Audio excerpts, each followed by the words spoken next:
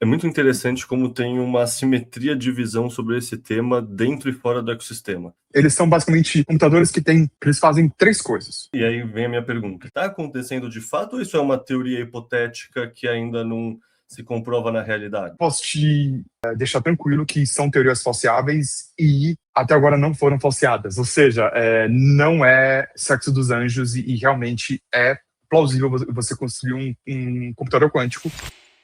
Hey, there's a bubble. How do you know? Trust me, call Venet, buy 50 million in swaps on the MBS. What do we got? Garibaldi 4 triple B. Mark, you sure? Yeah, it's time to call bullshit. Bullshit on what? Every fucking thing. Fala pessoal, tudo bem com vocês? Bem-vindos a mais um podcast do Explica Bitcoin. Hoje eu estou aqui com o José Storopoli para conversar de um tema que é muito interessante, como tem uma assimetria de visão sobre esse tema dentro e fora do ecossistema. Tipo, ontem eu estava conduzindo um evento da Orange e conversando com o Gui Gomes, conversando com o Ulrich, eles comentaram que uma das preocupações que realmente sempre surge na conversa com investidores institucionais, alocadores de capital, o pessoal mais Faria Limer, mas essa história de ataque via um computador quântico, isso realmente vai quebrar o Bitcoin? Ao passo que, assim, se você conversa sei lá, num BitDevs, na Casa 21, num lugar que tem um pessoal mais técnico, ninguém está tão preocupado assim com isso. E aí eu sei que uma das pessoas que mais estudou o assunto e manja bastante dentro das pessoas que eu conheço e tenho acesso no Brasil é o José. Então convidei ele aqui para vir trocar ideia com a gente e explicar um pouco por que tem essa simetria de visão, sabe? Será que o pessoal não está levando a sério? Ou será que o computador quântico realmente vai quebrar o Bitcoin amanhã, sabe? O que está acontecendo de verdade? Então, cara, bem-vindo. Prazer falar com você de novo. Obrigado, prazer em voltar aqui no Explica Bitcoin. Obrigado por me receber de novo. Bom, um disclaimer primeiro. Eu não sou especialista em computação quântica. Eu sou especialista em computação. Venho da área acadêmica, tenho um doutorado. E aí depois eu fui para uma carreira de engenharia de software e muito com software open source. Aí depois caí para o Bitcoin. Mas eu tenho muitas horas acumuladas de bunda na cadeira, lendo paper e artigos acadêmicos com várias fórmulas matemáticas, etc. Então, eu acabei me interessando pelo assunto já há um tempo e tenho acompanhado um pouco as pesquisas, não de maneira muito aprofundada, novamente, não sou um especialista, mas eu tenho acompanhado um pouco e eu acho que a gente vai conseguir dar uma pintada melhor aqui nessa figura meio preta e branca que é até agora o que é o computador quântico em Bitcoin. Boa. Cara, eu acho que a primeira coisa é assim, a palavra quântico é uma palavra que caiu um pouco no imaginário popular. Hoje em dia quase todo mundo conhece o exemplo do gato do Schrödinger, que vai estar vivo ou vai estar morto. O pessoal tem até uma intuição do que significa a questão quântica, talvez não, talvez eu esteja sendo otimista, né? Mas sei lá, o pessoal ouve falar de um coach quântico, de um físico quântico, essa palavra tá por aí, assim, mesmo que talvez o pessoal não saiba definir bem. Então, assim, o que é computação quântica, sabe? Por que ter esse adjetivo, essa palavra, junto com computação? O que é isso? Bom, eu vou tentar falar bem rapidinho o que é questão quântica, bem rápido, só para a gente não perder muito tempo com isso, só para conceituar mesmo e contextualizar. Quando a gente acaba indo para dentro do átomo, a gente acaba indo para partículas quânticas, porque muito se acreditava na física clássica e desde os filósofos gregos que o átomo era a unidade indivisível de matéria. E descobriu-se que não, que na verdade você tem subpartículas atômicas que elas às vezes se comportam como partículas, às vezes se comportam como onda, dependendo do contexto, e que você tem uma coisa que ocorre nessa escala que é chamado de entrelaçamento quântico.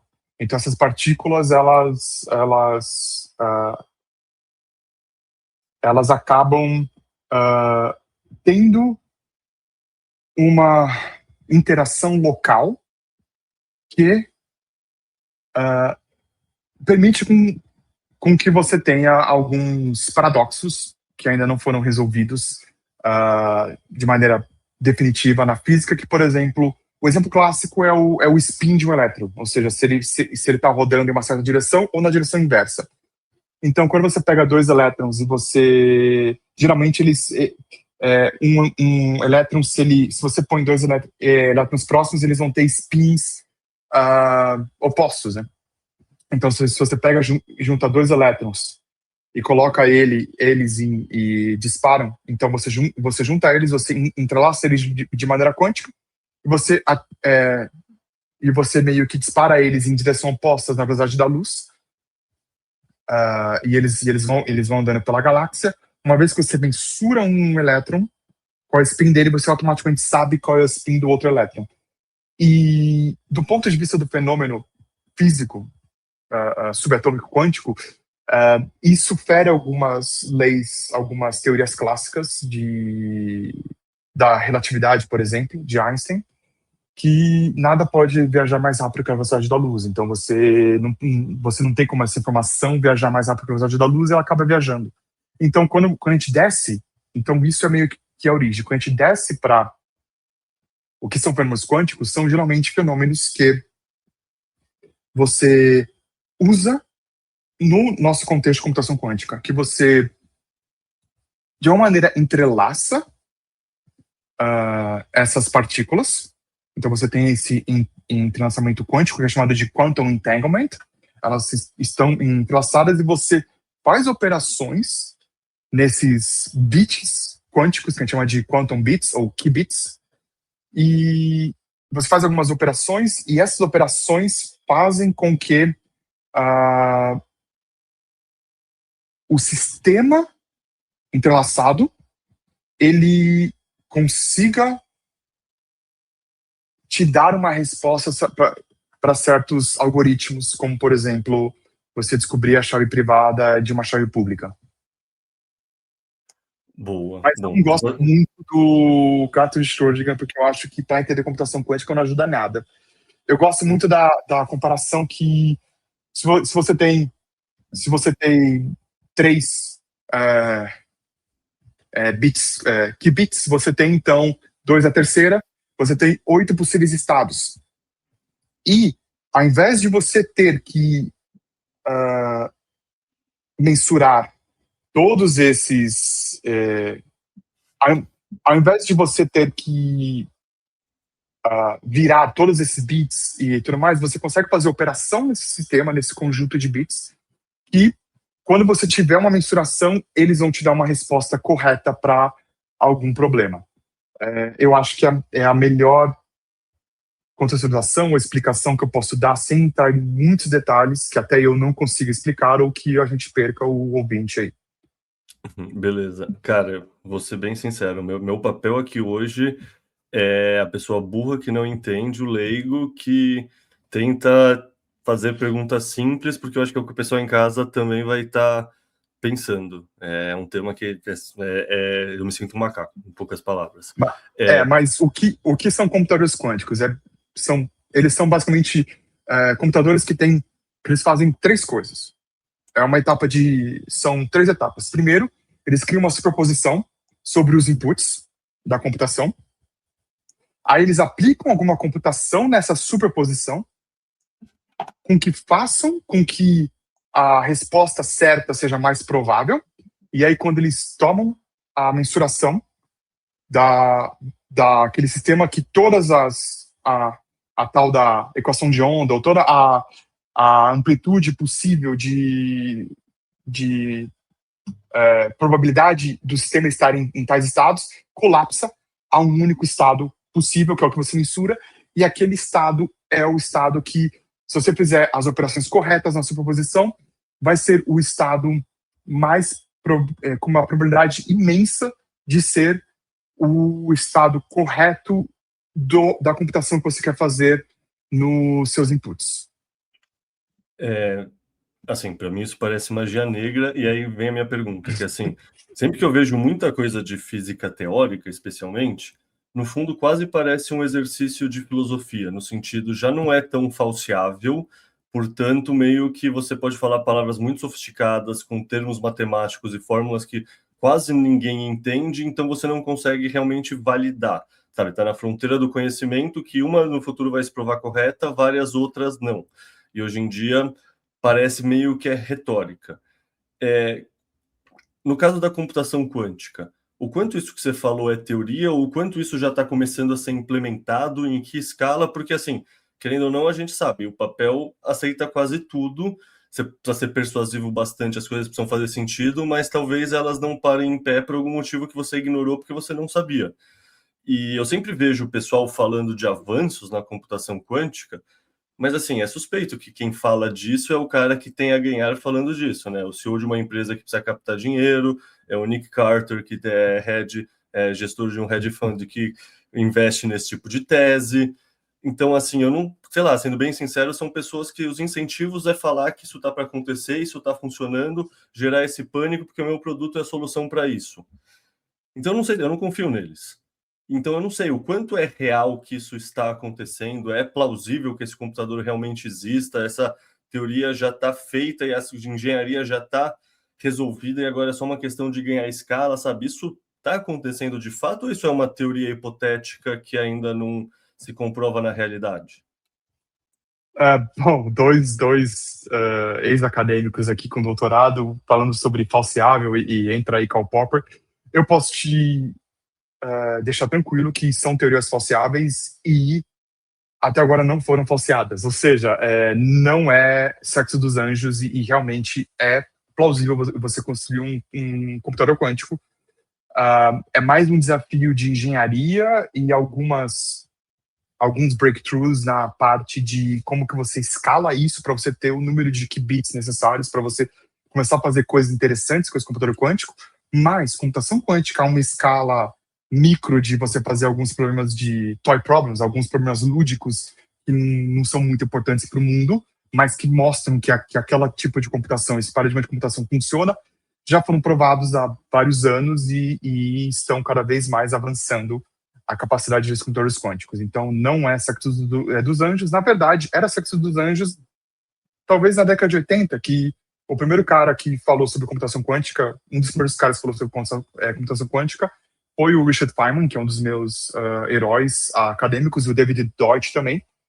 E o Richard Feynman, ele colocou numa série de palestras que ele fez da Caltech, no final da carreira dele, no final da vida dele, na década de 80, que era sobre computação. E acho que ele falou, numa das aulas que ele deu, dessa série de computação, ele falou sobre que é errado nós simularmos fenômenos quânticos com coisas binárias como bits, etc., que a gente deveria usar de alguma maneira sistemas quânticos para simular sistemas quânticos. E aí que surgiu toda a ideia de você ter um computador quântico, que é exatamente isso, você usar fenômenos quânticos para simular fenômenos quânticos. E o que isso traz em vantagem de algoritmos e computação em si. E o que você precisa? Tipo, já existem esses computadores, mesmo numa escala micro, sabe? E se sim, quais são as condições que você precisa para rodar um deles? Porque assim, eu sei que supostamente quanto mais complexo algo, mais energia você tende a precisar, e isso acaba se tornando um gargalo. Eu não sei se, sei lá, chips de Taiwan são um gargalo, sabe? Tipo, o que você precisa para rodar um computador desses? Já tem computadores sendo rodados de verdade, ou é tipo meio segredo industrial atrás da Google, ou, sei lá, num laboratório numa universidade? Tipo, o que a gente sabe do que já está rolando de pessoas rodando esses computadores? Sim, já existem. A gente teve até a supremacia quântica que o Google anunciou há uns anos atrás. Eu não sei se o quesito é a energia que precisa. Na verdade, o que você precisa é que para você mensurar de uma maneira correta esses qubits, esses bits quânticos, você precisa estar muito próximo do zero absoluto, que é 0 Kelvin. Então, o computador, eu nem sei se eu vou falar a geração velha, mas uma vertente desses computadores, você precisa de 10 a 20 milikelvins. Ou seja, o zero absoluto é 0 kelvins e você precisa estar muito próximo, 0.001 ou 0.002 Kelvin, que é 10 a 20 milikelvins. E para você atingir esse tão próximo desse zero absoluto, é realmente um feito de engenharia para você fazer a mensuração. Tem computadores novos que eles são computadores chamados fotônicos, que eles usam bits fotônicos, que eles usam meio que, em vez de ter um entrelaçamento quântico, uma partícula, e eles usam meio que a luz, eu não sei muito bem como funciona, mas mesmo esses computadores, você precisa refrigerar eles para próximo do zero absoluto, não é 10, 20 milikelvins, talvez 3, 4, 5, uma dezena aí de kelvins, que também é um desafio da engenharia, mas não tanto que nem 10, 20 milikelvins. E o problema com esses computadores quânticos é você controlar o erro. Então, você tem a distinção em computação quântica na parte de engenharia, de o que é um bit físico, um qubit físico e um qubit lógico. Então, um qubit físico é literalmente um hardware qubit, que ele é real e ele é bem noisy, ele é bem ruidoso, ele tem bastante ruído de mensuração. Já um qubit lógico, ele é a codificação de um qubit que o estado é armazenado de maneira não local através dos vários qubits físicos que ele representa usando correção de códigos. Então, digamos que para você ter um qubit mesmo fidedigno, que você consiga usar ele em operações, você precisa de cerca de 1.000 a 10.000 qubits físicos. Então tem essa razão de quantos qubits lógicos você precisa para, teoricamente, você fazer seu algoritmo ou sua computação quântica. E dependendo da engenharia, da arquitetura que você cria e do design que seu computador quântico é baseado, você tem a razão entre quantos qubits físicos são necessários para você ter um qubit lógico tomando em conta toda essa parte de você ter essa correção de ruído para você ter aquele qubit sendo fidedigno, que ele realmente possa ser usado em alguma computação.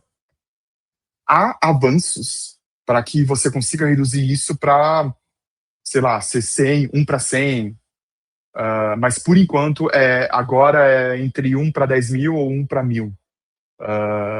E também nós não sabemos, eu ouvi, me preparando para esse podcast, eu ouvi vários outros podcasts, fui atrás, etc., de vários outros blog posts técnicos e tudo mais. Eu preparei, compartilhei com você ao longo de algumas semanas várias notas, mandei a última versão hoje. Eu acho que você vai colocar isso como material aqui na descrição do vídeo, mas tem um certo FUD, né, que é Fear, Uncertainty e Doubt, que o governo dos Estados Unidos ele está começando a suprimir o anúncio de empresas e acadêmicos ligados à computação quântica de breakthroughs, né, de novas descobertas. Não vi nenhuma notícia oficial falando isso, eu vi isso sendo falado por pessoas que estão próximas do campo. E, teoricamente, o governo dos Estados Unidos pode fazer isso através de vários grants acadêmicos e vários programas de apoio à inovação e através até mesmo do escritório de patentes dos Estados Unidos. Então, ele pode fazer isso, a gente nunca vai saber, até isso ser anunciado que ele suprimiu, mas eu não vi nenhuma fonte oficial do governo dos Estados Unidos falando isso, mas eventualmente isso não é um cenário que pode ser descartado, que a gente já tenha outros avanços vindo por aí, e esses avanços estejam sendo suprimidos pelo governo dos Estados Unidos por questões de segurança nacional. Perfeito. Cara, e quais são os usos hipotéticos que um computador quântico poderia ter? Porque isso foi uma coisa que a gente discutiu ontem no evento da Orange, e assim, o Edil e o Johnny trouxeram pontos que eu não conhecia e eu achei muito interessante, que existem outros usos, e esses usos são mais simples de você chegar do que no uso atacar o Bitcoin, e eles poderiam servir como canários na mina. Tipo, o exemplo de uso que eles citaram foi, por exemplo, biomedicina, uma coisa de, sabe, entender como funcionam proteínas e por isso você consegue fazer um fármaco melhor. E aí você pensa, pô, olha o que o Ozempic fez pela economia da Dinamarca, então é um honeypot grande o bastante para ter interesse comercial e, portanto, quantas pessoas farmacêuticas, que também são gigantes, têm muito recurso, etc., quando elas chegarem nessa solução, é muito implausível pensar que elas vão só segurar a informação, não vão já fazer coisas específicas e querer ganhar dinheiro com isso. Inclusive, as farmacêuticas têm um poder de lobby muito grande, então acho que mesmo nesse cenário, talvez não tenha anúncios do ponto de vista, sei lá, segurança nacional, mas eu acho que quando a iniciativa privada tiver acesso, se é que vai ter, mas hipoteticamente, isso seria uma hipótese de canário na mina, porque seria algo que não sei se precisa menos que bits, é o jeito certo de falar, mas pelo que eu entendi ontem, precisa menos computação, um computador quântico menor e que supostamente se atinge antes, permitiria se fazer esses breakthroughs. Então, tem casos de uso assim, essa visão das proteínas faz sentido, sabe? Terão outros canários na mina, ou tipo, é algo que vai acontecer na surdina, escondido, até o momento que, haha, surpresa, vamos atacar o Bitcoin com toda a força com o computador quântico. Como você vê isso? Eu acho que eles são direcionalmente corretos, tanto o Edil quanto o Johnny.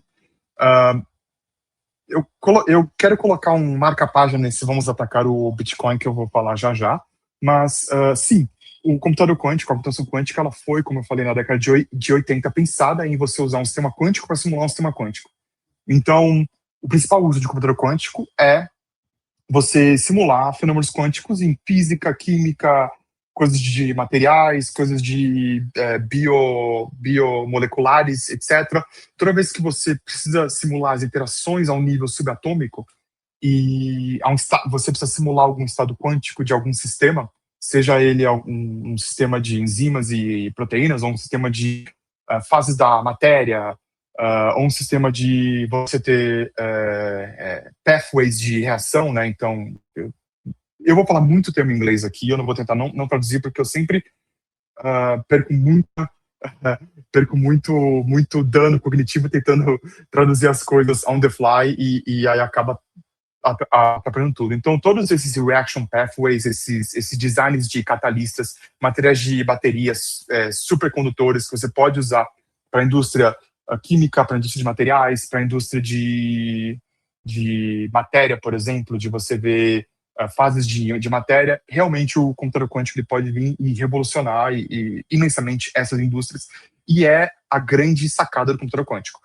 Eventualmente, na década de 90, um físico teórico, matemático, ele é da escola de matemática do MIT, chamado Peter Shor, ele publicou 2 algoritmos que a gente chama eles hoje de algoritmo de Shor, que ele falou que teoricamente dá para usar computação, dá para você usar certas manipulações no sistema quântico que faz com que você consiga achar a ordem ou o período em certos campos finitos, de você achar ciclos, né? E de fazer algumas reduções que você consegue fazer com que achar esses ciclos é a mesma coisa que você achar qual é o log discreto de um ponto numa curva elíptica, ou de você achar qual é a faturação de número grande e números primos.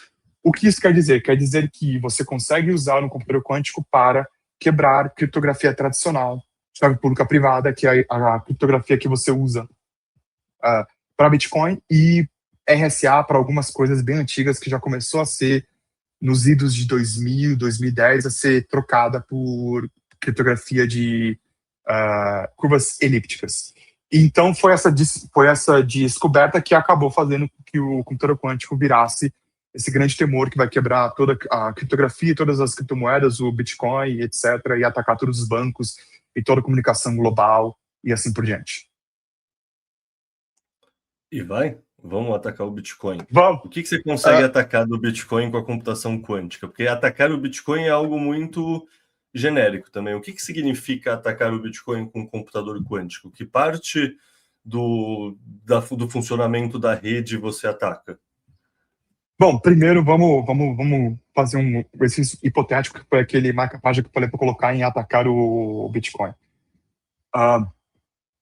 Se você parte do princípio que computação quântica, um computador quântico é algo que uma nação-estado ou uma grande empresa apoiada por uma nação-estado vai ter as mãos primeiro do que outras empresas como IBM, Google, etc., você acha que elas realmente usariam o computador quântico para atacar o Bitcoin e revelar que elas têm um computador quântico que pode quebrar boa parte da criptografia clássica? Ou elas usariam isso de uma maneira muito mais covert, muito mais operações secretas, quebrar a criptografia ou alguns sistemas dos seus oponentes no cenário geopolítico global?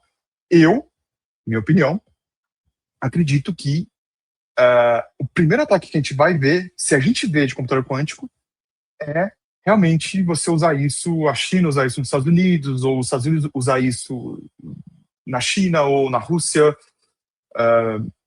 e assim por diante, para você conseguir alguma vantagem e provavelmente num cenário de quebrar alguma criptografia ultrapassada de algo que você ou ainda está vulnerável ou você coletou aquela informação no passado criptografada com um algoritmo ou um esquema de criptografia que é vulnerável a um computador quântico relevante, que tem o número de qubits necessários e fidedignos para quebrar em tempo finito a criptografia. Então você vai usar isso para uma vantagem geopolítica.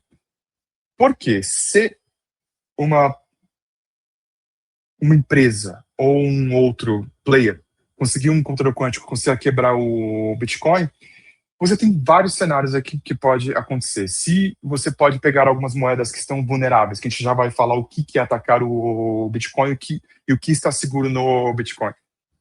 Se você consegue quebrar o Bitcoin, o que acontece com o preço do Bitcoin ou todo o market cap do Bitcoin que ele tem como reserva de valor, ou literalmente isso vai despencar, porque o ethos do Bitcoin é que ele é descentralizado, incensurável e que os direitos de propriedade são supremos. Então, se você tem Bitcoin, é seu e ninguém vai te tirar. Aconteça o que tenha que acontecer. E se você ataca o Bitcoin com esse computador quântico, você está literalmente quebrando todo o ethos e toda a proposta de valor do Bitcoin, que é o direito à propriedade, que é inalienável, inquestionável no Bitcoin. Então, o preço cai. Mas aí você pode fazer todo aquele joguinho, brincar, tá bom, mas o sujeito, ele pode fazer um hedge, ele pode basicamente apostar na queda do Bitcoin com um valor considerável, que se ele atacando o Bitcoin e o Bitcoin não perde valor, ele ganha dinheiro. Mas se ele ataca o Bitcoin e o Bitcoin perde valor, ele ganha dinheiro também. Eu acho que esse cenário é muito implausível, mas é a minha opinião. Então tome ela com um grão de sal, né? Como eles dizem. Mas o que quer dizer atacar o Bitcoin? O que está vulnerável no Bitcoin e o que não está vulnerável? O que não está vulnerável são as funções hash. Porque as funções hash, elas não têm uma estrutura, que é essa estrutura que você pode achar ordem ou ciclos, e a partir disso você pode reduzir isso para problemas como o log discreto e uma curva elíptica, ou que é desfazer a chave pública para a privada. As funções hash não têm isso, elas não têm essa estrutura inerente delas. Então, elas estão seguras. Então, toda a parte de mineração, toda a parte de a lógica de como funciona a blockchain, sem ser autorização de gastos, mas como que você identifica uma transação com Transaction ID, como que você identifica um bloco, como que você protege com Proof of Work a rede e tudo mais, tudo isso está, digamos, seguro. O que pode ter é um outro algoritmo chamado algoritmo de Grover, que ele é sobre mais um algoritmo de busca, que ele faz com que você tenha um speed up, né, uma aceleração ou uma melhora de raiz quadrada de n. Então, se o seu SHA-256 é 256 bits, ou seja, 2 a 256 possíveis elementos que você tem, que podem ser um SHA-256, raiz quadrada de 2 a 256 é 2 a 128. Você divide por 2 o expoente. Então, você tem 128 bits. Ele continua sendo muito grande. Então, é tranquilo as funções hash. Outra coisa é a criptografia simétrica. Então, se você tem, digamos, você criptografou alguns arquivos seus com um password ou uma passphrase, esses arquivos estão garantidos porque não é uma criptografia assimétrica chave pública privada. Ela é um segredo único que não só criptografa, mas também descriptografa. Então, isso está seguro. O que está inseguro? O que está inseguro, vulnerável a um teórico ataque quântico com suficientes qubits. A gente pode depois já falar qual é o número de qubits que você precisa ter, teoricamente, segundo as mais recentes pesquisas. É toda a chave pública que está exposta on-chain. O que isso quer dizer? Isso quer dizer todos os outputs antigos que são pay to public key, estão lá da área do Satoshi, e você não tem um hash protegendo, porque todos os que vieram depois, eles são pay to public key hash. Ou seja, você paga para um hash de uma chave pública. Então, quando você quer gastar essa moeda, você mostra a sua chave pública e mostra a assinatura. E aí a rede Bitcoin, no consenso, vai ver se a chave pública ela hasheia para o hash que você pagou e vai verificar a sua assinatura. Então, qualquer chave pública revelada on-chain, ou seja, endereço bem velhos, da era do Satoshi, ou endereços reutilizados que você já revelou a chave pública, eles estão vulneráveis. Estima-se que em torno de 10 a 15% da oferta de Bitcoin atual, ela está assim. Então, o Satoshi tem em torno de 1 milhão de Bitcoins, esses com certeza estão, que nunca foram mexidos, e acredita-se que ele jogou a chave fora, ou ele perdeu, ou ele morreu com as chaves.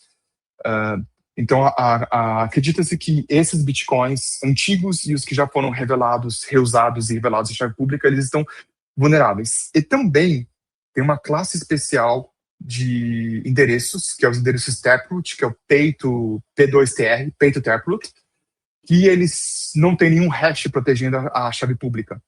Então, mesmo eles não sendo utilizados, a chave pública está revelada on-chain.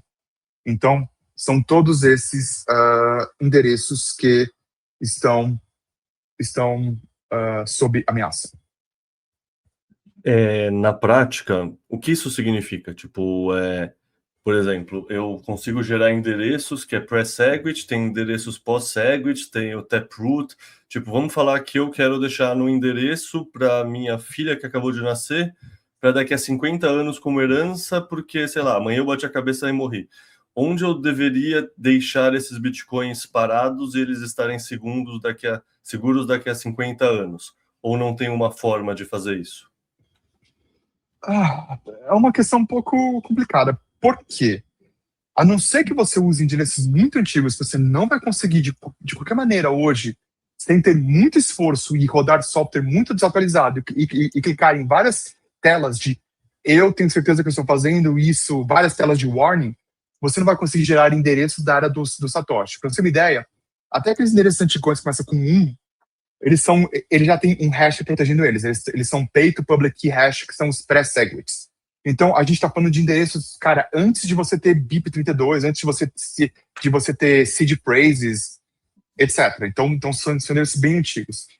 Os endereços Taproot, que hoje são vulneráveis, mesmo daqui a 50 anos, vai haver alguma mudança na rede Bitcoin, eventualmente daqui a uns 3, 4, 5, não sei, 10 anos, e vão garantir que se você tem a sua seed da sua carteira, ou se você tem, de alguma maneira, se aquela carteira é sua, você vai conseguir gastar ela lá na frente usando algum sistema pós-quântico, que a gente vai conversar já sobre as propostas e os sistemas candidatos aqui.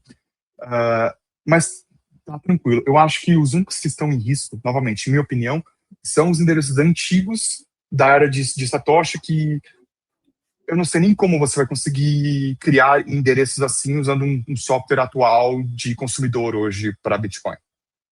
Ou seja, se surgir um computador quântico amanhã, dá para eu pensar que o risco é muito mais um risco de mercado, de algum player malicioso conseguir acessar essas moedas que estão em endereço, você falou, estimados 10 a 15%, e ele querer dumpar todas essas moedas a mercado para colapsar o preço do Bitcoin.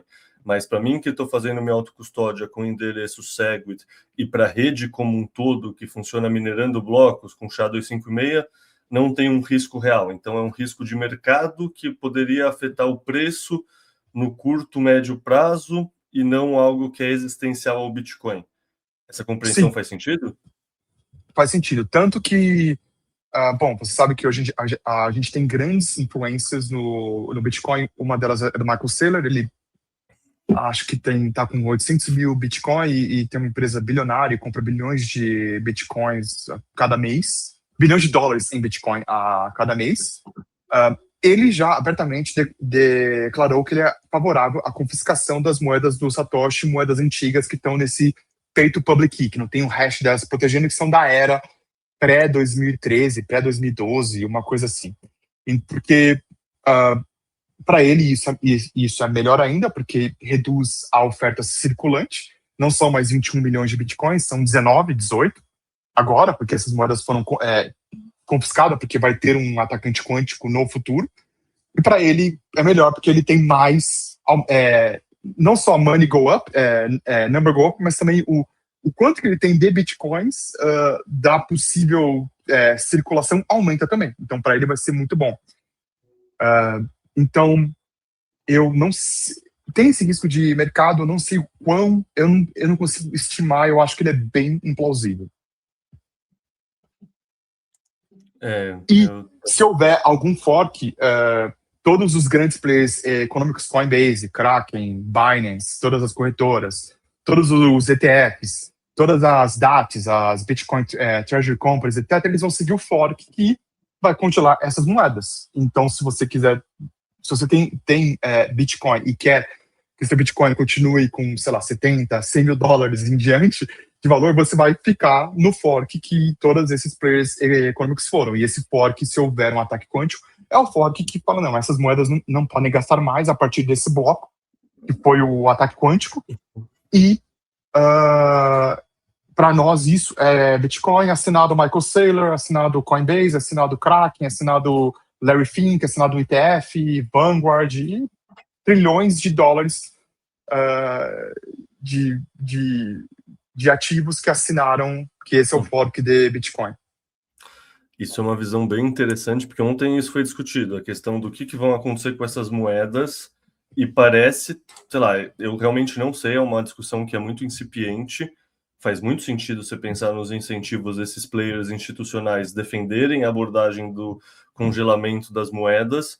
Ontem eu vi pessoal argumentando mais pelo sentido oposto, que o Bitcoin é uma moeda ao portador, é um ativo ao portador, e se você tem a chave, quem sou eu para falar se você pode ou não usar sua moeda, e que isso tem precedentes perigosos, tipo DDAO no Ethereum, tipo, sei lá, quer dizer que qual é o próximo passo? É achar que o uso que o Irã faz do Bitcoin dele, ou que a Coreia do Norte faz do Bitcoin deles, também é errado, então, sei lá, Coinbase, o Michael Saylor, etc., conseguem assinar e congelar. Então, assim, é interessante ver esse contraponto, eu não tinha parado para pensar muito, mas, de fato, players econômicos do ecossistema vão querer a abordagem que é mais tranquila do ponto de vista mercadológico, mesmo se isso entra em conflito com uma parte mais ideológica da estrutura do Bitcoin, que é onde ontem o pessoal estava conversando mais. Achei bem interessante esse contraponto, não tinha pensado nisso ainda. Porque tem uma nuance, né? Aí, tem uma questão entre você congelar moedas do Satoshi para que elas não sejam gastas para atacante quântico, e tem também você censurar o Irã ou a Coreia do Norte e coleguinhas. Dá para você fazer um sem fazer o outro. E claro, eu também não gostaria de ver o ethos do Bitcoin, que o seu direito ao Bitcoin é incensurável, é inegável, inalienável, inquestionável, ser questionado assim. Mas eu sou um pouco realista e pragmático. Se houver um ataque quântico, o cenário mais plausível para mim é esses caras que têm a grana falarem, não, a gente congela, já foi discutido muito isso, é uma situação de emergência, a gente está congelando as moedas que são desse tipo de endereço, que não tem o hash, que são endereços bem antigos da era de Satoshi, e esse é o Bitcoin para nós. Se vocês quiserem, vocês podem continuar num fork. Eu não sei se esse fork viveria muito. Seria alguma relevância. Até talvez viveria, mas eu não sei se teria alguma relevância. Ele viraria um Bitcoin Cash da vida ou um Bitcoin Satoshi Vision da vida. Confesso que antes da gente conversar eu tinha certeza não, mas eu tinha a intuição que o argumento de não, quem conseguiu pegar as moedas é o proprietário delas, pode ser pegaria também. mais tração. Então, mas agora você me deixou uma pulga atrás da orelha que eu não tinha pensado, porque de fato, players econômicos vão tomar decisões que protejam o seu fluxo de caixa, que protejam o seu balanço. Isso faz sentido, e desde que o Bitcoin entrou na BlackRock, na Fidelity, na MicroStrategy, em Wall Street como um todo, na reserva soberana dos Estados Unidos, etc., sem dúvida a discussão está acontecendo com mais interesses na roda, e esses interesses são relevantes do ponto de vista financeiro e podem sim tentar levar a rede para o caminho da visão deles. Acho que faz total sentido, e não pensar assim pode até ser ingenuidade, sendo bem sincero. Eu não sei, pode ser que tenha um cenário que você tem um ataque de Bitcoin, que as moedas de Satoshi, ou moedas antigas que não foram mexidas e estão nesses endereços vulneráveis, elas foram mexidas e elas estão agora com o atacante quântico, e o Bitcoin não perca o seu valor e não perca o seu ethos. Aí eu acho que os Switchcoiners, como eles falam, né, que é o Bitcoin de eterno, né, eles não façam alguma intervenção assim. Não sei. Não, justíssimo. Cara, você falou também que a gente ia falar sobre a questão de quantos qubits são necessários para atacar o Bitcoin, e quantos qubits estamos atualmente, sei lá, qual é a distância, sabe, do que temos atualmente para os qubits necessários, qual é a simplicidade ou não de escalar esses qubits. Você já falou um pouco disso, mas aplica isso especificamente ao Bitcoin. Bom, mês passado, ou melhor, 2 semanas atrás, foi publicado um paper. Esse paper eu já vi ser comentado por pessoas que eu respeito, então é um paper válido, que ele é uma nova maneira, ele basicamente propõe uma arquitetura e uma relação como você vai aplicar o algoritmo de short, tem algumas otimizações, e hoje no Bitcoin a gente usa a curva SecP 256K1. Então, quer dizer que ela tem, o 256 dela quer dizer que ela tem 256 bits, ou seja, ela atua num campo de possibilidade de 2 a 256 bits. E esse paper diz que você consegue ter uma relação de 3 a 4 vezes os bits da curvas em bits lógicos para você quebrar o log discreto da curva, para você conseguir desfazer a chave pública e conseguir a chave privada. Ou seja, numa curva de 256 bits, você precisa de 3 a 4 vezes o número de bits em qubits lógicos, você precisa em torno de 800 a 1000 qubits lógicos, o que está um pouco longe do que nós temos. Eu fiz um erro crasso aqui de não pegar os mais recentes computadores quânticos e quantos qubits lógicos ele tem, mas a gente pode colocar na edição depois, eu te mando, mas teoricamente por esse paper de 2026 agora, mês passado, fevereiro, você precisa em torno de 800 a 1000 qubits lógicos, você consegue teoricamente quebrar, desfazer uma chave pública e conseguir extrair a chave privada dela.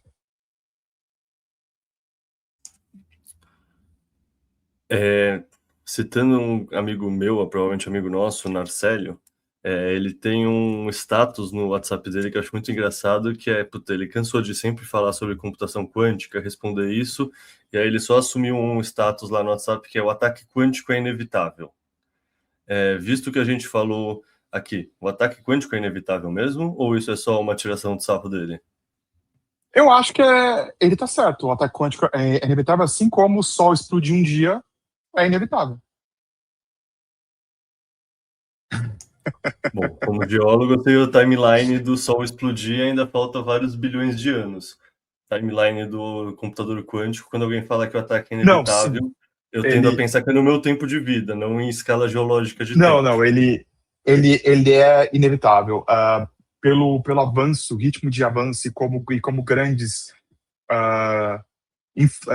não influências, grandes acadêmicos influentes do campo começaram a mudar a posição deles, em especial o Scott Aronson, que é um dos principais expoentes do campo. Eles começaram a ver a ameaça de computador quântico quebrar a criptografia, seja ela Bitcoin ou criptografia clássica, de curvas elípticas plausível.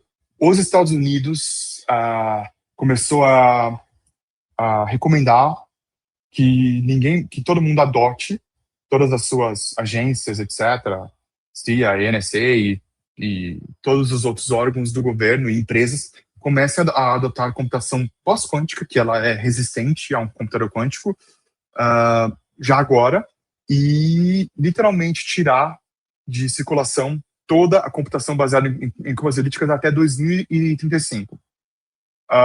Alguns pesquisadores do Ethereum eles são bem mais centralizados, eles têm um roadmap bem interessante do ponto de vista criptográfico, de como fazer a rede ficar toda resistente a um ataque quântico.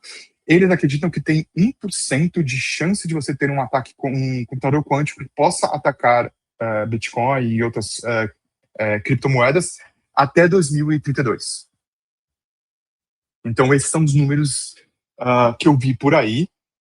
Eu não sei avaliar, dar um número meu. Eu tô com 39 anos, eu acho que até eu morrer, a gente provavelmente vai ver algum ataque quântico ou algum computador quântico que consiga atacar criptografia clássica aparecendo e sendo demonstrado, ou alguma evidência, escândalo, ou algum whistleblower emergindo e mostrando que existe esse computador quântico até eu morrer. Então, sei lá, mais uns 50 anos, eu acho que eu vou ver um computador quântico. Se eu morrer e não ver um computador quântico, eu vou ficar um pouco desapontado. Boto fé. Bom, os desejos de alguém que é cientista da computação são melhores que um geólogo, né? Eu gostaria de ver um cometa, um supervulcão, Yellowstone, alguma coisa assim, mas isso seria pior para a sociedade do que um computador quântico. Cara, o que eu ia falar? Tinha aqui... Porque a gente está seguindo a pauta, mas me vem coisas na cabeça. Você comentou sobre a questão de agências do governo americano tá já recomendando essa questão de criptografia pós-quântica. Aí você citou também o pessoal do Ethereum que está estudando isso. Uma coisa que o pessoal usa como argumento que não, você acha o Bitcoin vai ser atacado? É muito melhor atacar o sistema financeiro tradicional. E aí uma coisa que o pessoal não percebe nesse argumento é que entidades centralizadas conseguem se atualizar muito mais rápido do que entidades descentralizadas. Ou seja, o Itaú em um dia muda de criptografia, baixa, sei lá, se um dia, porque sei lá a qualidade dos dev deles, mas assim, se eles querem a diretriz que vamos migrar tudo para criptografia pós-quântica, você não imagina que vai ter fork, que vai ter quebra-paz diversos, que não vai ter consenso em qual criptografia vai ser aplicada. Você imagina que vai ser algo que vai ser executado de cima para baixo. O Bitcoin é o oposto disso. O Bitcoin, assim, como a gente pode dizer, a governança do Bitcoin é tiro, porrada e bomba. Não é fácil obter consenso para nada. Dito isso, o que está tentando... Tem alguma coisa que já está tentando ser feita? Já tem pesquisa? Já tem estudo? Você citou um do Ethereum. Não sei, imagino que o ecossistema nosso também já esteja começando a correr atrás, porque, sei lá, a partir do momento que a gente tiver um consenso, a real é que podem demorar anos até esse consenso começar a ser implementado na prática. O buraco é um pouco mais embaixo. Por quê? Todas as recomendações estão vindo de órgãos internacionais e órgãos americanos sobre padrões de criptografia pós-quântica que estão sendo padronizados e tudo mais, porque isso já está começando a meio que se resolver na criptografia tradicional. Eles primeiro, eles não levam em consideração o uso em blockchains ou em Bitcoin, e as soluções propostas, elas não são ideais para o Bitcoin, que é 4 megas a cada 10 minutos. Então, elas são soluções que ou são computacionalmente mais pesadas. Todas as soluções propostas, elas têm um tamanho de assinatura, um tamanho de chave pública muito grande. Então, por exemplo, vamos relembrar aqui o que a gente tem hoje no Bitcoin.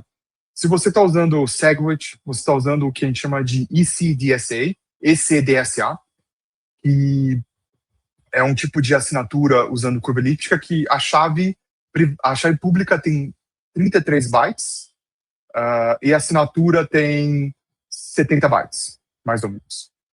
Se você estiver usando algum endereço Taproot, a gente está usando um outro tipo de assinatura que a gente chama de Schnorr, por conta do Klaus Schnorr, que ele inventou isso na década de 80, que a chave pública tem 32 bytes e a assinatura tem 64 bytes. Então, todos esses dão em torno de 90 a 100 bytes, mais ou menos.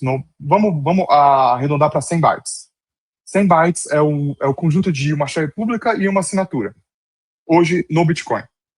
Se você for ver a padronização do NIST, que eles estão usando 2 tipos de criptografia, a criptografia baseada em lattice, que é reticulados, que é muito usado, que é uma criptografia que você usa equações lineares com certo erro. Esse é o problema, esse é o hard problem que eles escondem, que eles usam para se beneficiar da criptografia.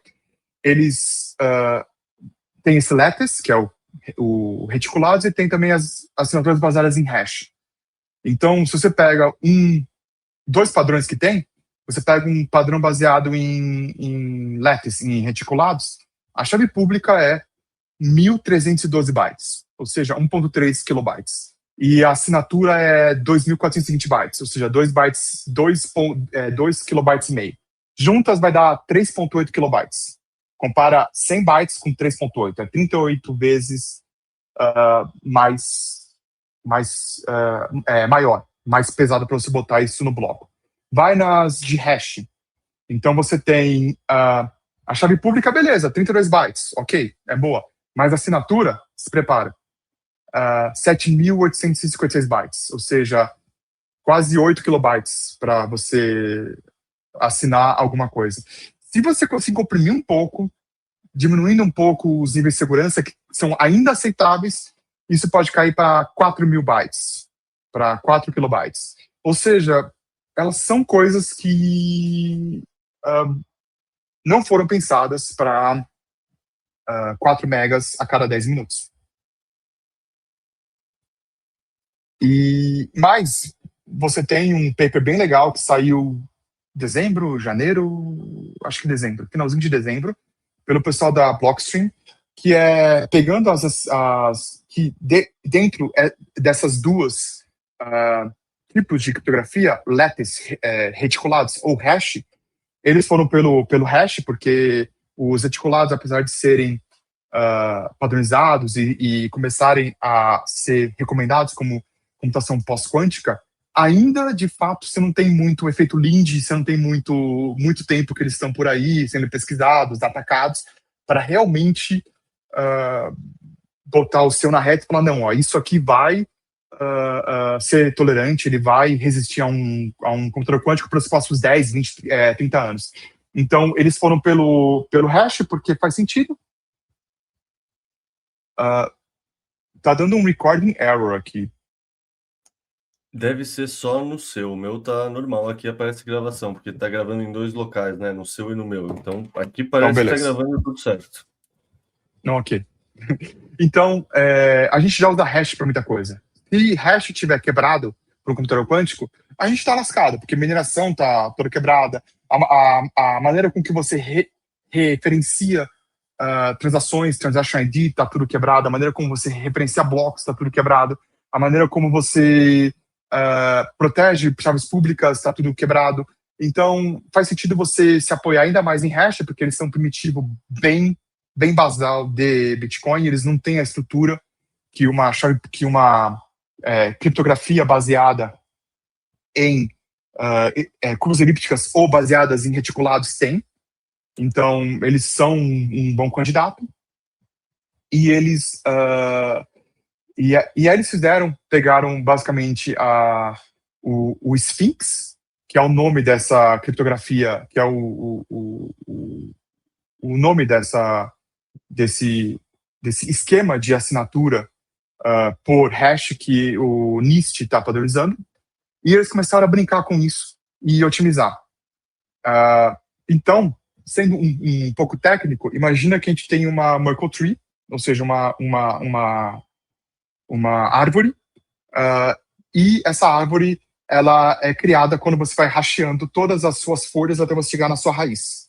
Então, o nó raiz, ele é todos os hashes de maneira recursiva até chegar naquela raiz. Então, dentro lá, você pode colocar vários dados, e isso é que é usado, por exemplo, hoje, quando você vê sistemas de integridade de file systems, eles usam muito baseado nisso. Então, é uma coisa que a gente usa já há muitas décadas. Então, digamos que a sua chave pública, ela é o hash da raiz, do nó raiz lá em cima. E, a partir disso, então é 32 bytes, que é um hash de 256 bits, que é 32 bytes. Então, essa é a sua chave pública. No melhor dos cenários, se você guardar um estado,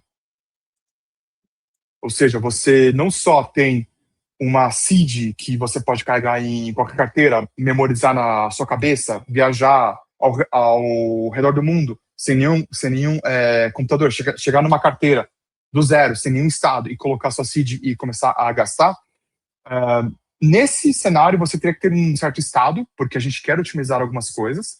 Então, se você guardar o seu estado de como está a sua carteira e também a seed dela, você, usando esse estado, você faz um bom backup e tudo mais, você consegue ter uma assinatura que é 256 bytes, e ela é segura. Então, 32 mais 256 vai ser em torno de 280, 290, 300 bytes, vai. O que é bom, porque a gente está saindo de 100 bytes para 300 bytes. Então, isso já dá um aumento de 3 vezes. Não é tão ruim que nem os outros, que é 38 vezes ou 40 vezes e assim por diante. E aí você tem uma assinatura pessimista. O que é essa assinatura pessimista? Essa assinatura pessimista é quando você não tem mais o seu estado, o seu backup foi corrompido ou você perdeu. E aí, você teria que ter uma assinatura um pouco mais, aliás, bem maior, e a sua assinatura seria em torno de 1.3 kilobytes. Então, você aumentaria isso 13 vezes.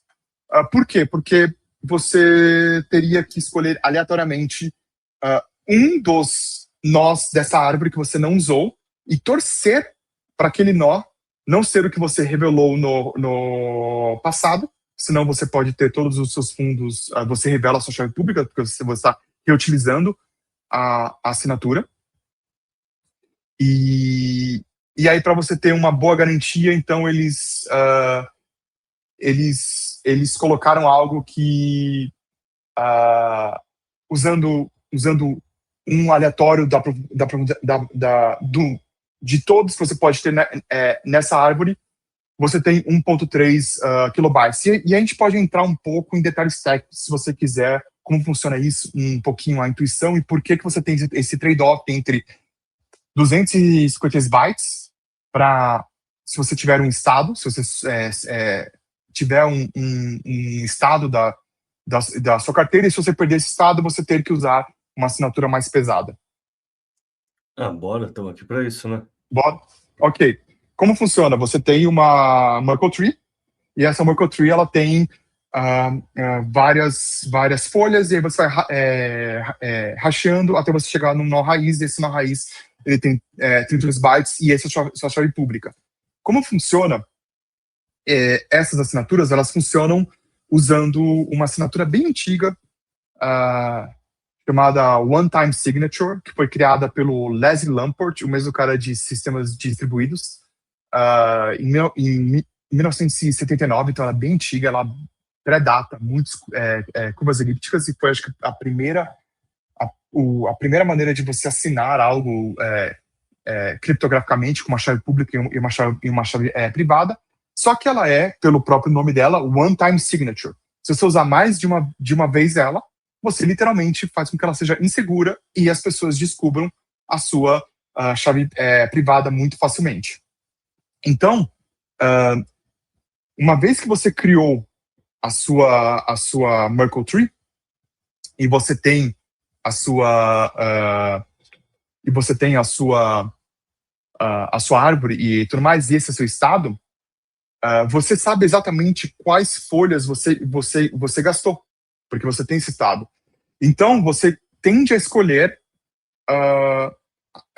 folhas que são, como você vai assinar aquela chave pública, que é o hash raiz, você escolhe folhas mais próximas do nó raiz, porque se você escolher uma folha que está lá embaixo, você precisa provar para a rede Bitcoin que a folha que você escolheu para assinar a sua chave pública, ela pertence àquela Merkle Tree da chave pública. Então você tem que prover uma prova de inclusão dessa folha na sua Merkle Tree. Então você tem que provar que, se você for hasteando várias coisas, você chega no nó raiz. E essa prova ela é muito mais longa se a sua folha estiver bem longe da raiz, porque você tem que provar mais distância até a sua raiz. Se ela estiver próximo da raiz, você prova 1 ou 2 pulos. Se ela tiver, sei lá, a 32 pulos, você tem que colocar 32 hashes,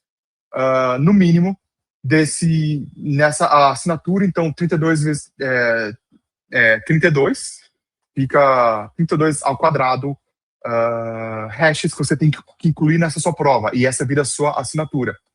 E se você pega um nó raiz muito próximo, digamos 2 pulos, a sua assinatura fica em torno de 64 bytes, que você precisa provar só um pulo e 2 pulos, que você racheia esses 2 pulos e ele dá no seu nó raiz, que é a sua chave pública. Então, se você esquece esse estado de qual você usou, o que você tem que fazer, você tem que aleatoriamente usar uma árvore mais profunda de 32 níveis, e você tem que escolher aleatoriamente entre esses 2 a 32 possíveis nós que você vai usar. Por que aleatoriamente? Porque a chance de você ter usado algum desses no passado, 2 a 32, é um risco aceitável. Então, você acaba usando uma árvore maior, então você precisa aumentar a sua prova de inclusão nessa Merkle Tree, para você provar que aquele nó raiz é a chave, para você provar que a sua assinatura está inclusa naquele nó raiz, que é a sua chave pública, sem você reutilizar alguma coisa que você utilizou no passado, se você for com uma árvore menor e assinaturas menores. Essa é a intuição por trás. Boa. Cara, deixa eu aterrissar um pouco de volta para o português, porque com certeza tem uma galera que já ouviu muitas palavras, não está sabendo o que pensar disso. No fundo, tudo isso que a gente falou significa o que para o José? O José tem preocupações reais que no curto prazo o Bitcoin vai enfrentar um problema severo e o preço vai despencar? Ou, na verdade, isso é uma preocupação hipotética e teórica que o José gosta de estudar, mas, no fundo, isso não tira minimamente o sono do José, pelo menos por essa próxima década, que você falou 1% de chance em 2032 para um grupo de estudos, o outro o governo americano é a partir de 2035, que a mudança precisa estar concluída. No fundo, isso coloca a gente com pelo menos 7, 8 anos com sono tranquilo? Olha, vamos lá. Recomendações para o cidadão comum. O que provavelmente vai acontecer, tá? Com base no tudo que a gente mostrou e todas as notas que vai ter aqui nesse vídeo ou nesse podcast, etc., para você consultar. Esse paper da Blockstream é muito interessante porque mostra que você consegue hoje, usando o endereço Taproot, desabilitando você gastar com uma chave pública, de cover elíptica, você gastando usando a Merkle Tree anexa, você consegue hoje ter maneiras de gastar isso que são pós-quânticas. E elas, se você tiver cuidado com o seu backup de estado, você consegue assinaturas que são 3 a 4 vezes o tamanho de assinaturas que a gente tem hoje. Ou seja, o impacto não é tão grande. E se você perdeu o seu backup, você não perde seus fundos, mas a sua assinatura vai ficar 6 vezes maior, só que tudo bem, porque seus fundos estão garantidos e você consegue gastar o seu Bitcoin. Então, há um caminho para frente. Digamos que chegou um atacante quântico hoje. O que, eventualmente, criptograficamente, a rede pode fazer? Eu não vou falar sobre se vai ter fork, o que a Coinbase vai fazer, o MicroStrategy e tudo mais. Eu vou falar tecnicamente o que dá para fazer hoje. Se todo mundo chegar num consenso e fazer. Claro, você faz provavelmente um hard fork, que você vai mudar as regras de consenso para nós antigos. Os nós antigos, eles vão acabar fazendo um chain split aí, talvez. Mas os nós novos não, e nenhum atacante quântico vai conseguir pegar, roubar ou furtar fundos, que é os endereços Taproot atuais, você desabilita o gasto por chave, só permite o gasto pela Merkle Tree e usando essa assinatura nova baseada na pesquisa da Blockstream. Dá para fazer isso hoje. Para endereços antigos, pré-Taproot, SegWit e assim por diante, você tem uma solução de emergência que você produz uma prova criptográfica Zero Knowledge que você detém uma chave mestre, uma seed, que quando você deriva ela usando um derivation path, você chega numa chave pública e você também tem a assinatura dessa chave pública. Isso é pós-quântico por quê? Porque quando você faz a derivação BIP32 da sua seed para a chave pública de um endereço e a chave privada de um endereço, você tem funções hash aí. A gente já sabe que funções hash são pós-quânticas. E também a prova que você gera é uma prova que a gente chama de stack, que é uma prova zero knowledge que usa Merkle trees e também é pós-quântica. Então a prova zero knowledge que você gera é pós-quântica e o que você usa de inputs privados, que ninguém vai saber, para você gerar essa prova zero knowledge, também é pós-quântico, que é você saber a sua mnemônica e mostrar que você derivando ela usando o BIP32 que usa hash, você chega numa chave pública, que é esse endereço, e que, além do mais, você tem uma assinatura clássica de coveríptica que você consegue autorizar o gasto desse endereço. E isso não é agora. Isso, na verdade, foi proposto pela Abashal em 2019, num Stack Overflow de uma pergunta que ela respondeu em 2019, outubro de 2019. E a mesma solução foi proposta pelo Vitalik num fórum de criptografia do Ethereum em março de 2024. Então, a gente tem plano de emergência já técnicos factíveis para endereços SegWit e para endereços Taproot. E para endereço também de chave... qualquer endereço que tem uma chave mnemônica e um BIP32 que você deriva, tem essa solução. O que não contempla essa solução? As chaves do Satoshi. Por quê? Porque os endereços que o Satoshi tem, quase 1 milhão dele de bitcoins e outros similares, bem antigos, eles predatam o BIP32 e a ideia de você ter as 12, 24 palavras, que é a seed phrase. Então, nesse cenário, eles seriam congelados, ou sei lá, estaria para algum atacante quântico pegar. Mas o endereço do cidadão comum está garantido com base nisso.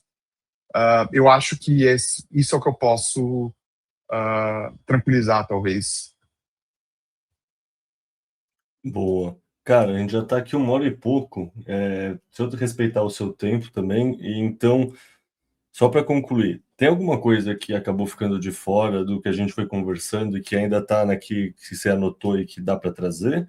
Porque pelo que eu sinto, a gente foi cobrindo tudo. Você citou agora a Eva Tchau, etc. A gente já chegou aqui no item 10. Você sente que falta complementar com algo?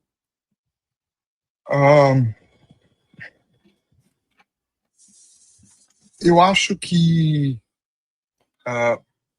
falta uma coisa, uma curiosidade, que o pessoal de Ethereum, você pode falar o que você quiser do token, da rede, da centralização e tal, mas eles fazem muitas coisas interessantes com criptografia. E eles conseguem se organizar muito bem. Então, eles já estão bem organizados e já estão indo atrás para uma solução. E a solução que eles têm para assinaturas, é uma solução que é baseada em hash e que usa provas zero knowledge e que vai ser uma solução que vai ser bem minimalista, formalmente verificável. Então, eles estão avançando bem para isso ser matematicamente formalmente verificável, usando Lean e Theorem Provers aí para realmente você ter uma verificação formal da especificação e também do código que eles vão usar. E o que eles estão propondo é usar uma função hash chamada Poseidon. É uma função hash que ela é bem diferente da nossa função hash do Bitcoin, que é rodar bits, jogar para lá, para cá, fazer ocultação, virar bit, etc. Que ela trabalha com campos finitos, trabalha com campos finitos, mas trabalha com você fazer algumas manipulações matemáticas que são difíceis de você acompanhar, como é você rodar bit no SHA-256, só que elas são muito amigáveis para uma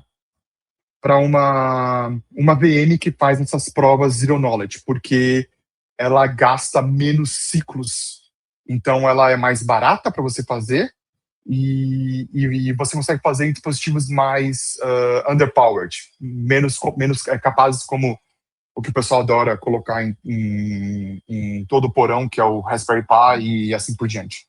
Então, eles estão fazendo algo que vai atuar na mesma curva que o Bitcoin atua, que é SecP 256K1, e eles estão fazendo questão, já estão colaborando com vários pesquisadores de Bitcoin, inclusive estão colaborando com o pessoal da Blockstream, que é o mesmo que fez esse paper das assinaturas hash-based para Bitcoin, que a gente comentou.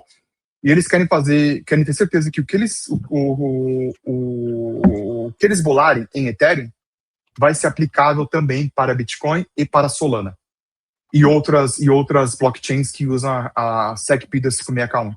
Então, vão ter soluções basicamente pagas pelo Ethereum aí pela frente e um pouco pela Blockstream. E esses caras, eles são muito bons no que fazem, que são formalmente verificáveis e que elas foram feitas para serem passíveis de serem usadas em hardware wallets, porque elas são amigáveis para dispositivos que não têm muito poder computacional, e elas vão ser muito amigáveis para o espaço de bloco também. Então, essas soluções elas podem vir no futuro também, além desses processos de emergência, como a gente citou. Eu acho que, do ponto de vista de desenvolvimento, está bem tranquilo. Que o principal desafio é você conseguir consenso em qual é a solução que a gente vai adotar. O Bitcoin, tradicionalmente, ele se move de maneira muito lenta, ele é muito conservador. Eventualmente acontece alguma coisa, mas ela demora muitos anos. Eu acho que ainda estamos anos e anos de um computador quântico, mas eu não tenho muito certeza. Ethereum e outras blockchains mais centralizadas e com, digamos, roadmaps bem estabelecidos, eles essas blockchains vão conseguir já atingirem um estado quantum safe, e eventualmente isso vai acabar influenciando a rede de desenvolvedores de Bitcoin em ver essas alternativas, e é legal que o que eles estão desenvolvendo nas outras blockchains pode ser aplicável. Eles estão fazendo questão que seja aplicável também para Bitcoin e outras blockchains que usam a mesma curva que Bitcoin usa. Acho que é isso que eu tenho de sei lá, encerramento aí, últimas palavras. Boa, cara, então, muito obrigado pela aula, como sempre é um prazer conversar contigo. Eu acho que esse vai ser até mais do que o podcast que a gente gravou sobre segunda camadas, um podcast que eu vou ter que reescutar para aprender tudo, porque, cara, meu cérebro parece aula de cálculo ou de físico-química na faculdade, sabe? Você entra ingênuo, você sai com aquela dor de cabeça, o cérebro pulsando, mas isso é bom, isso significa que teve conceito novo, que deu para aprender coisa nova. Então, muito obrigado pelo seu tempo. Acho que o pessoal vai apreciar. Um pessoal vai xingar a gente porque é técnico demais, mas é importante ter esse tipo de discussão também. Não dá para discutir isso sem ser um pouco técnico, né? E, bom, vou deixar meu jabá aí. Eu tenho um Twitter, é o meu sobrenome, Storopoli. Eu trabalho na Open Labs também. A gente tá construindo uma Camada 2, que é um ZK Rollup em cima de Bitcoin. Dá uma olhada, a gente vai lançar Mainnet esse ano. E também, se vocês gostam do que eu acabo falando de Bitcoin e tudo mais, e outras coisas de computação e outras nerdices, me segue no Twitter também. É nóis, muito obrigado pelo seu tempo. O pessoal que está em casa também, obrigado. Você curtiu isso? Você fica preocupado com a questão quântica? Se seu tio, seu pai, alguém mais velho está preocupado com isso, manda essa aula do José para a galera ver que sim, é algo que existe, não precisamos perder o sono no curto prazo. Então, valeu, galera, valeu, José, até a próxima. Até a próxima. Deixa o Michael Saylor perder o sono dele, que ele vai estar preocupado. Ele gasta os satoshis nessa pesquisa por nós, né? Hey, there's a bubble. How do you know? Trust me, call Venet, buy 50 millions in swaps on the MBS. What do we got? Garibaldi 4 triple B. Mark, you sure? Yeah, it's time to call bullshit. Bullshit on what? Every fucking thing.